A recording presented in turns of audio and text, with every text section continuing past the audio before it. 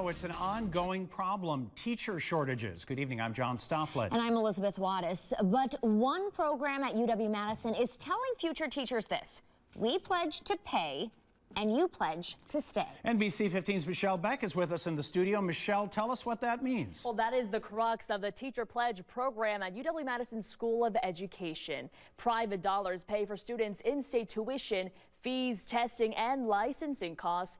In turn, graduates have to teach a few years here in Wisconsin.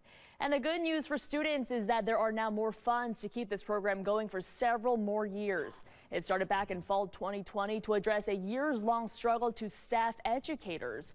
I asked Dean Diana Hess from the Education School whether this program can be a short-term or long-term solution. I don't think it's going to be a short-term solution, because I don't think we can have a short-term solution to a problem that is as significant as the teacher shortage. That being said, what we're hoping is that the research that we're doing about the teacher pledge will teach us whether it's working or not, and if so, why. Dean Hess says today the program has raised $26 million, again in private donations.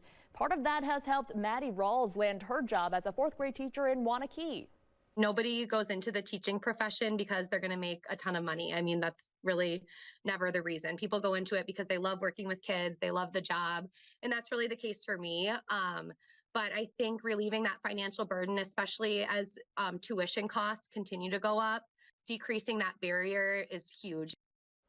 And with the news of the program's extension last week, we now know it'll run through the 2026-27 school year. The school's also fundraising to keep it going for the year after. Live in the studio, Michelle Beck, NBC 15 News.